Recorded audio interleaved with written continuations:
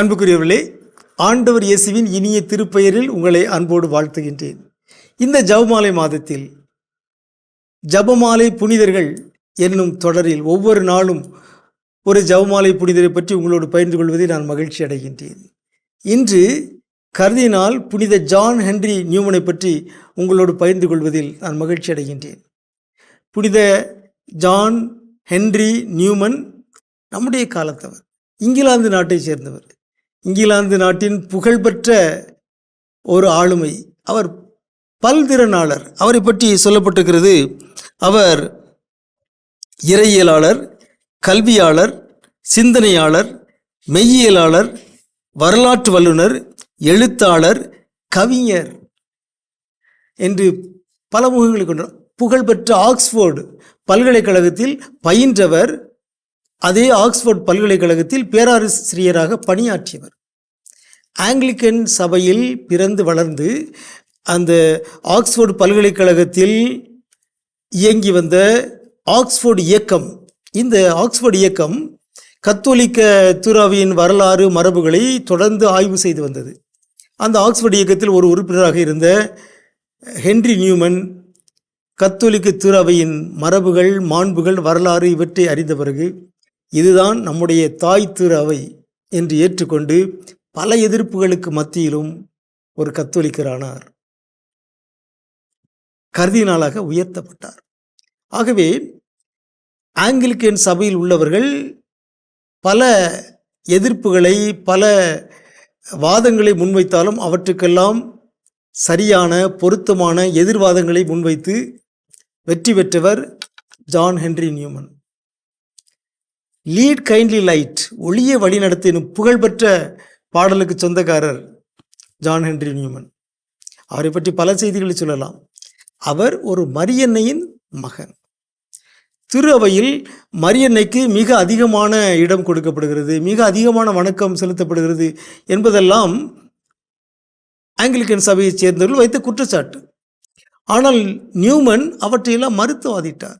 அன்னைக்கு உரிய வணக்கம் செலுத்தப்படுகிறது, அன்னைக்கு கத்தோலிக்க துறவில் கொடுக்கப்படுகிற வணக்கம் சரியானதுதான், நியாயமானதான் என்று அவர் வாதிட்டார். அதற்கான விவிலிய ஆதாரங்களை, திருமறை தந்தையரின் போதனைகளை அவர் முன்வைத்தார். ஆகவே யாரும் பதில் சொல்ல முடியவில்லை, அவரை எதிர்த்து கேள்வி கேட்க முடியவில்லை.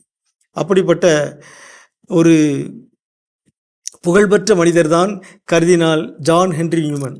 அன்னை மரியாவை பற்றி ஏராளமாக எழுதியிருக்கிறார். நம்முடைய லொரெட்டோ மன்றாட்டு மாலை என்று அழைக்கப்படுகிற மரியன்னை பிரார்த்தனையில் உள்ள 50க்கும் மேற்பட்ட மரியன்னை பெயர்களுக்கெல்லாம் அவர் விலாவாரியாக விளக்கம் எழுதியிருக்கிறார்.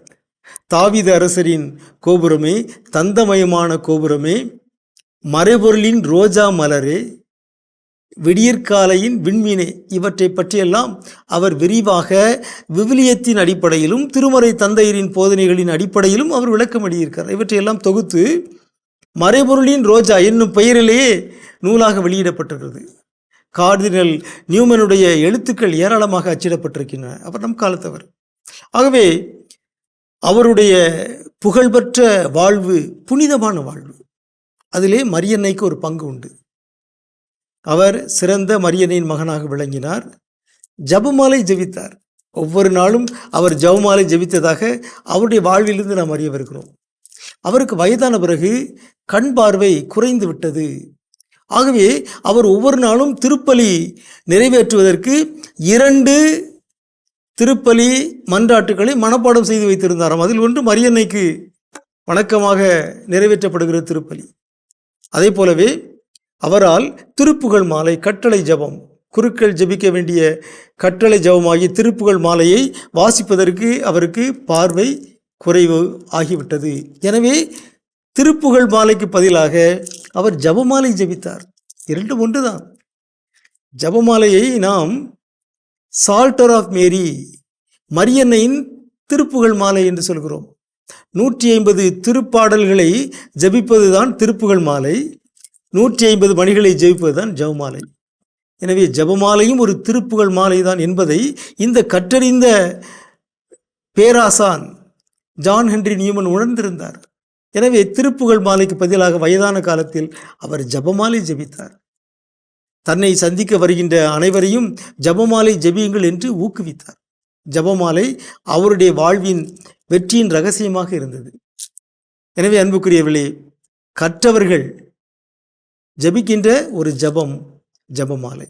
உங்களுக்கு அமைதி உரித்தாகுக.